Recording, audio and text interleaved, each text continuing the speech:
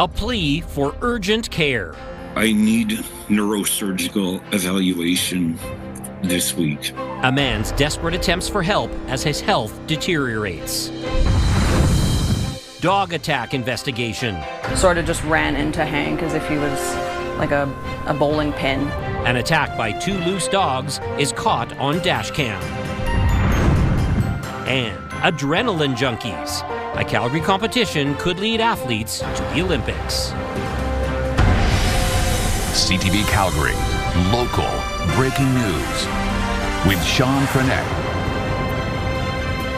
Good afternoon. The story of an Edmonton man who died waiting for help in an emergency department has made international headlines. Now it's striking fear in a southern Alberta man suffering from a devastating neurological condition. He's been waiting for medical attention for months. Tyler Barrow joins us live. And Tyler, tell us more on what Kim Johnston is going through. Sean, the longtime Medicine Hat radio host, was diagnosed with a debilitating brain growth back in October after almost a year of symptoms. Since then, though, he's been unable to get a neurological evaluation. He recently took to X, calling on the province, saying, "I've been turned away from ERs as recently as October, or as recently as Boxing Day, and I'm warning Premier Daniel Smith and MLAs Justin Wright, Adriana LaGrange, and Matt Jones what happened at Grey Nuns in Edmonton will happen to me next." Johnson is referring to Prashant Shrikumar's death last week due to his brain growth. Johnston says his brain struggles to communicate with his muscles, while his speech and vision in his left eye are also deteriorating. He has made several trips to emergency rooms in both Calgary and Medicine Hat over the past 4 months, but has not received the care he's been looking for. On January 23rd, he is set to have a neurological evaluation at Foothills Medical Centre. Every day that those muscles don't get the signal from the brain, you're one step further away from any hope of proper function returning. So 90 days is unacceptable. And I fear that I'm beyond the point of returning to normal life. Now, Sean, a medical expert we spoke with says an evaluation should have happened much sooner. In a statement, the province says it acknowledges concerns about wait times and distance and how they can affect referrals, but the government adds referrals are managed based on a patient's medical needs regardless of where they live. Sean? All right, thanks very much, Tyler. A rare infection is on the rise in the Calgary Health Zone. Haemophilus influenza type B, also known as Hib, is more common in the homeless population. A health official tells CTV News there have been 8 cases of Hib in the Calgary area so far this year. That's compared to 3 cases last year and just 2 cases between 2019 and 2023. There have been no deaths this year, and 7 of the 8 people diagnosed with Hib in 2025 were hospitalized. A childhood vaccine has proven highly effective in preventing Hib. Family and friends rolled up their sleeves today in honor of a young Calgary woman who passed away 2 years ago.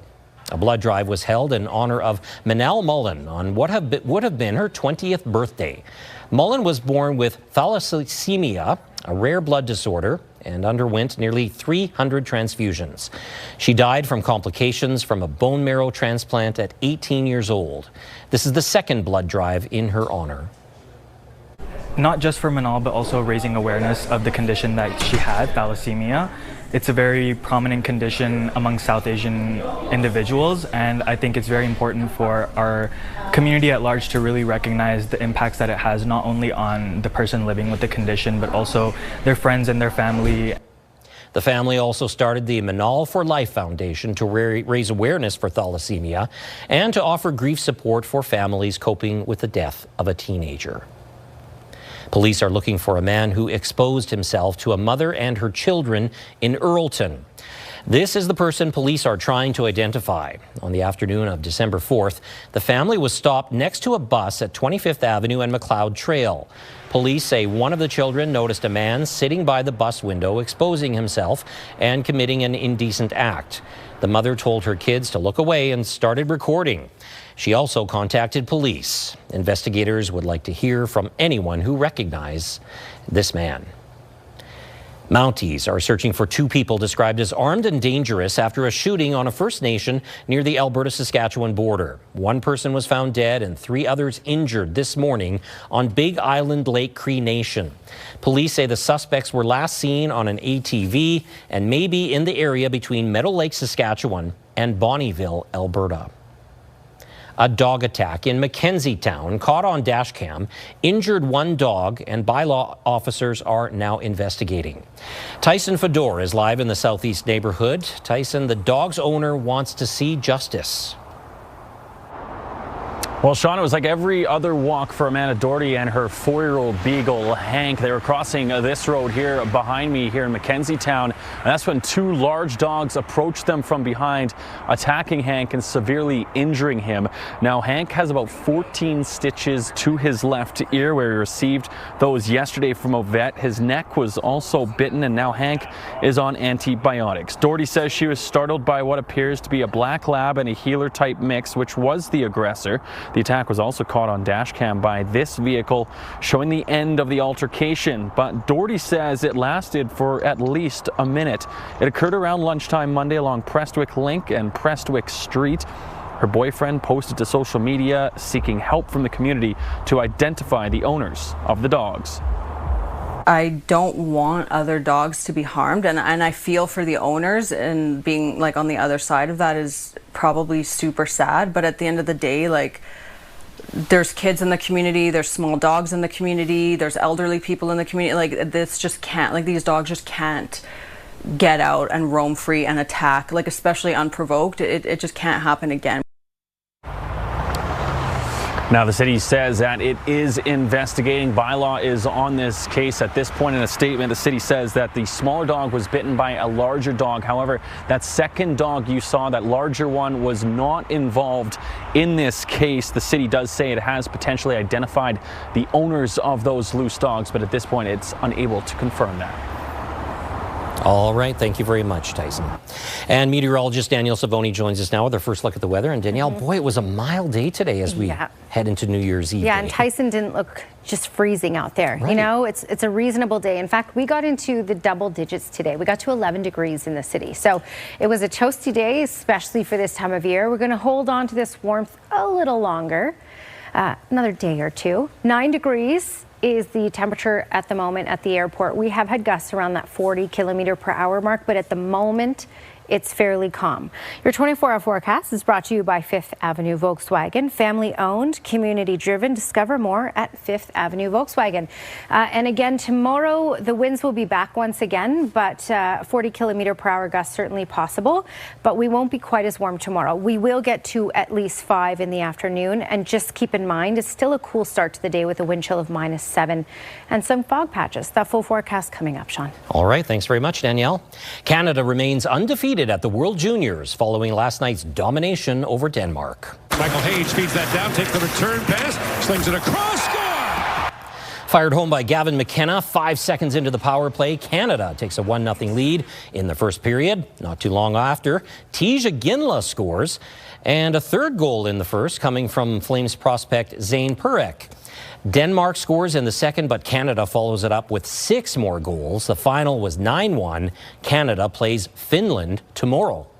Zone, in for Pete, driving the net, and Sondor, he'll score!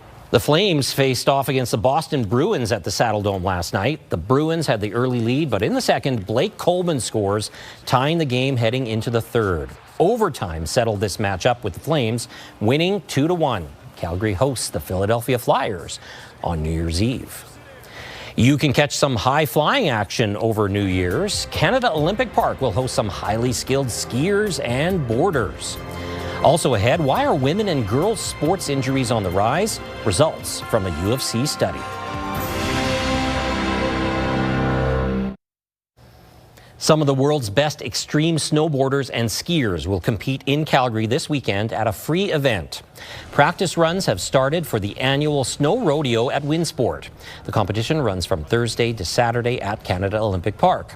It'll be 3 days of half-pipe competitions that could help qualify some athletes for the upcoming Winter Olympics. Free skiers and snowboarders from around the world will take part, including a handful from Calgary. these guys are really, honestly, just some pretty big adrenaline junkies. That's probably the best way to explain it. Big sport for the adrenaline junkies, and just a way of snowboarding and skiing that's a lot different than what you see in a lot of different places, for sure. It's not so downhill, not so this. It relies on having this sort of infrastructure to be able to do it. The 6th annual Snow Rodeo kicks off with qualifications on January 1st. For a complete schedule, visit ctvnewscalgary.ca. Danielle's back here with another look at the weather. And Danielle, really mild conditions for those practice runs today, and shouldn't be too bad over the next few days. Yeah, and we're going to kick off the new year on a warm mark as well. I'll give you your New Year's Eve forecast a little later on in the show, but for now, let's just do the whole longer range forecast at this point. Here's the Skywatch weather cam, and we do have a good amount of cloud cover out there. It's mainly that wind out of the west, creating more of that Chinook arch, but also some other clouds in with that as well. And with that wind out of the west, that's why we got temperatures like this today. Calgary, we got to 11 degrees earlier in the day today, which is very toasty for the end of December. 9 is the temperature now as things drop off for the day. We're sitting at 7 in Lethbridge and Milk River, 2 in Medicine Hat, and at that freezing mark in Brooks, and below freezing in Drumheller at -3. It was a bit of a gusty day, so where you're not seeing any numbers, no gusts registered at the reporting stations, but this is where we had the gustiest condition. Pincher Creek, Crow's Nest Pass area, closer to 90 kilometers per hour. That will be the story there once again for tomorrow. Calgary, we got closer to 44 today, and Lethbridge as well. Now for Calgary, we're looking at that same type of wind gust likely tomorrow afternoon as well. Lethbridge will pick up to 60 tomorrow, and Medicine Hat will pick up to 40. All right, there is a system tracking in through northern and central Alberta. They've had a good amount of freezing rain in some spots, all mainly north of the Yellowhead. That is not tracking down to the south, except for it's creating a little bit of instability. We're getting winds getting pushed up the mountains here. There's that Chinook arch that's been building in. That's why we have the cloud cover. And there are a couple isolated showers in the far south. Nothing significant, nothing to worry about. That'll die out in the next hour or so. All right, there is a look at the warning that's in place, the freezing rain warning. That will be dropped soon as that system's starting to just switch over to some wet snow and die out as well and move out of the area.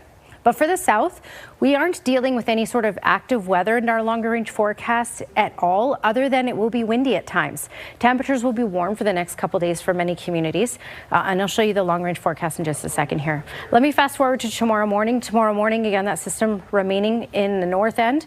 For the south, yeah, we'll get some cloudy periods at times, the Chinook arch once again, because we'll get those winds out of the west.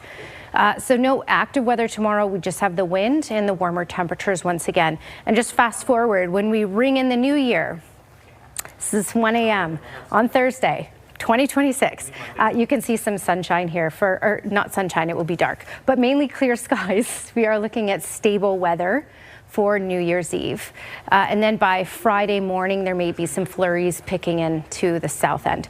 All right, looking at that longer range forecast, 5 degrees is our high in the city for tomorrow. Winds gusting around 40 kilometers per hour in the afternoon, and there will likely be some fog patches in the morning hours. By New Year's Eve, around that midnight hour, we'll likely be at about -2, and that will also be our daytime high for Thursday. Then we'll be below freezing for the rest of the week.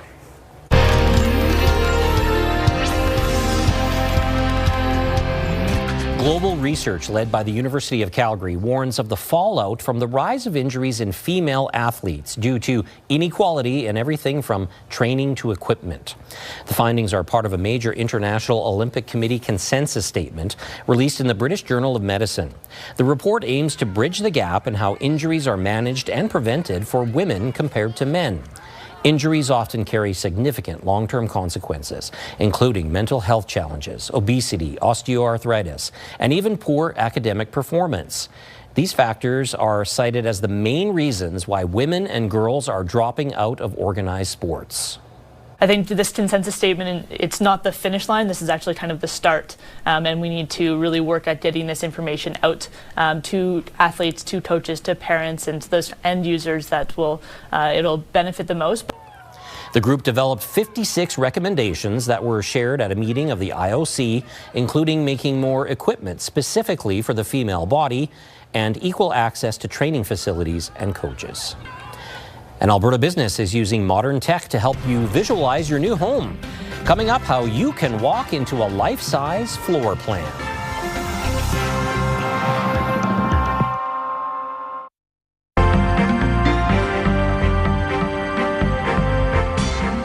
For anyone building or renovating a home, the scale of walls and other features can be difficult to imagine. But a new Edmonton business is making it easier, letting you physically walk your floor plan. Nicole Weisberg reports. Come on in. So here we are at the front door, is where we start all our projects. A floor plan on a computer or phone, projected at scale. So if we needed to verify anything, we can come down right now and see that, yeah, we are 55 inches on the door. Direct motion lets home builders and others walk through a space before it exists. So that they can experience their house and they can go through their build and then they can fine-tune their designs. So as you can see here, we've also included their appliances. It's a concept owner Ryan Brown was alerted to by a friend who saw something similar out of Australia. Brown thought it was great and put wheels in motion. About a year ago, we signed the lease for the warehouse, and we spent about 6 months figuring out how we were going to do this and installing things. The setup includes a racking system with 8 projectors. Clients send in their floor plans, created with a commonly used design program. A lot of people come thinking that our design is finalized. We don't think we're going to make any changes. That hasn't been the case to date. The least amount of changes someone has ever had is 8, and the most we've ever had was 36 changes. Just one innovation in the ever-evolving realm of real estate. Another that's rapidly growing is the use of AI to visualize a property's potential. People have a hard time visualizing space, right? Like most people can't look and see what the room will look like with a different paint color, let alone different furniture or walls moved. So being able to here's what I'm looking at in this space, and I want to know what it is like with boho or modern, and then it can literally swipe. RE/MAX is currently testing this technology in Toronto with plans to roll it out nationwide, says broker John Carter. The industry, he says, is becoming more and more linked to technology. Social media promotion is huge. And then on the listing promotion side, it's virtual tours. And if you're not keeping up, he says, you're losing out, with a growing number of people preferring to experience a home from the screen in front of them. Nicole Weisberg, CTV News, Edmonton. Pretty cool. Well, the Nanton Skating Club is recognizing a dozen community members and hopes to raise some much-needed money. The skating club has created a calendar celebrating 12 dedicated volunteers. Chosen by the community, the volunteers dedicate their time to local sports and kids clubs along with the Ag Society. Each posed for a specific month with photos ranging from the farm, golf course, and ice rink. There's no other town that has this amount of support from its local people. I really think it's an awesome way to raise some money for one of the local clubs. The calendars cost $20. More than 150 have been sold. You can purchase one by contacting the skating club through its website. A Southern Alberta man has been waiting months for medical attention. Here's Terry Fikowski with a look ahead to CTV News at 6. Sean, the Medicine Hat man is suffering from a devastating neurological condition. 90 days after a growth was discovered on his brain, the radio host's health is deteriorating, and he's still waiting for a neurosurgical evaluation. Coming up at 6, why a medical expert says delays like this are unacceptable. Also ahead, our one-on-one interview with the mayor. Coming up at 6, what Jeremy Farkas says are his priorities heading into the new year. Sean? Thank you, Terry. Alberta country singer Brett Kissel wants you to ring in the new year with him in Nisku. The Silent Ice Center has got to be the coolest arena in Alberta, maybe in Canada, and I've been to them all. Kissel will perform at the Silent Ice Center New Year's Eve along with fellow Alberta artists Haley Benedict and Morgan Kleiber. The show kicks off a Canada-wide tour for Kissel. Well, it's been a very mild day in Calgary. Let's take a look outside right now. It's mostly cloudy and 9 degrees. Danielle will be back with a look ahead to New Year's after this break.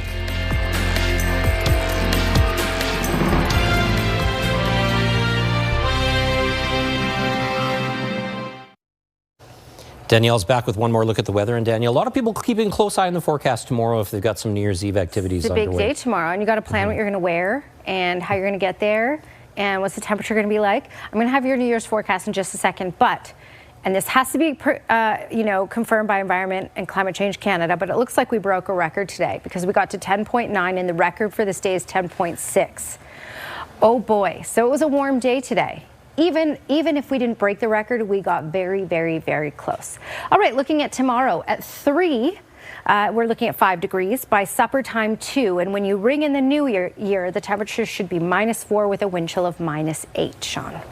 Thank you, Danielle. While some people may think of VHS as something left sitting in their basements collecting dust, they are far from obsolete. The format is making a comeback in Alberta, and not just among those who are old enough to be nostalgic for it. CTV's Connor Hogg explains. I've had the shop for over 20 years, and VHS was dead for the first, I'd say, 10 or 15 years in my store. The lobby on White Ave has always sold DVDs and Blu-rays, but lately demand has been growing for an older technology.